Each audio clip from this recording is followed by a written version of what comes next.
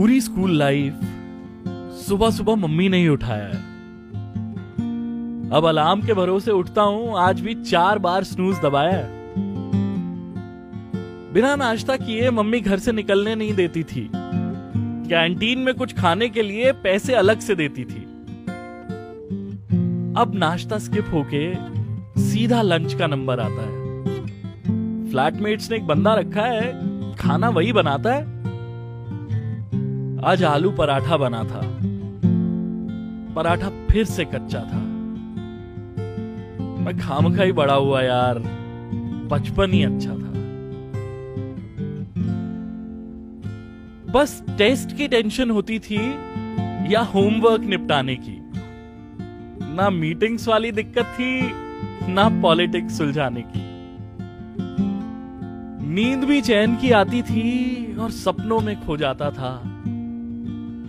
बिना बात की बातों पे हंस के कई लीटर खून बढ़ाता था। अब कॉर्पोरेट स्माइल देता हूं, तब का मुस्काना सच्चा था। मैं खामखा ही बड़ा हुआ यार, बचपन ही अच्छा था। আমরা যতই বলি না কেন সবে তো 22, সবে তো 24, সবে তো 27, আমরা কিন্তু বুড়ো হয়ে যাচ্ছি। 1 টাকার 5টা চকলেট পাওয়া থেকে 5 টাকায় একটা চকলেট পাওয়া পর্যন্ত সময়টুকুতে আমরা বড় হয়ে গেলাম। বন্ধুদের নিচে আয় বলা থেকে অনলাইনে আয় বলার সময়টুকুতে আমরা বড় হয়ে গেলাম। মার 5 মিনিট ঘুমোতে দাও বলা থেকে নিজের হাতে অ্যালার্ম বন্ধ করার মাঝের সময়টুকুতে আমরা বড় হয়ে গেলাম।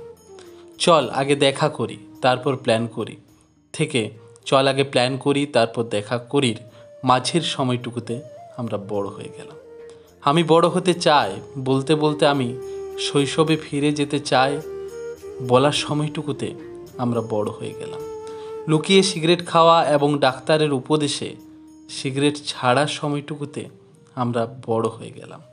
রাস্তার মাঝে দাঁড়িয়ে দাঁড়িয়ে র্যান্ডাম তেলে ভাজা খাওয়া থেকে রোজ একটা করে অ্যান্টাসিড খাওয়ার মাঝের সময়টুকুতে আমরা কখন বড় হয়ে গেলাম। স্কুল থেকে ফিরে ফুটবল খেলতে যাওয়া থেকে বিকেলে চুপ করে বসে থাকার মাঝে কখন বড় হয়ে গেলাম। কি করে কেটে গেল 12 থেকে 21-এর অবসর নিয়েও এগিয়ে চলেছি 40, 50, 70, 80-র দিকে। কখন যে দিনগুলোই কেটে গেল বুঝতেই পারলাম না। কত প্রিয়জনকে হারালাম, প্রাণাধিক কত বন্ধু আমায় ছেড়ে চলে গেল। কিভাবে পেলাম কিভাবে হারালাম কিছুই বুঝতে পারলাম না। ছেলেবেলা কতদিন আগে ছেড়ে পালালো, যৌবন কেটে গেল, ধীরে ধীরে বার্ধক্যের আলিঙ্গন গ্রাস করলো, বুঝতেই পারলাম না। এই তো এখনো পুত্র আছি, কিভাবে কবে যে শ্বশুর হয়ে যাব। কেউ বলবে ভীমরতি ধরেছে, কেউ বলবে মাথাটা গেছে। তখন ঠিক করে বুঝতে পারবো না। প্রথম বাবা মার কথাই চলা, তারপর বইয়ের কথাই চলা, ফের বাচ্চাদের কথা মতো, কখনো নিজের খেয়ালে, নিজের খুশিতে, নিজের ইচ্ছে মতো। কখন যে চলতে পারছি না সেটাও বুঝতে পারলাম না। মন বলে যৌবন আমার হয়নি কো শেষ, বয়স বলে ছেলে মানুষই করো না। কখন যে কি হবে সেটাও বুঝতে পারব।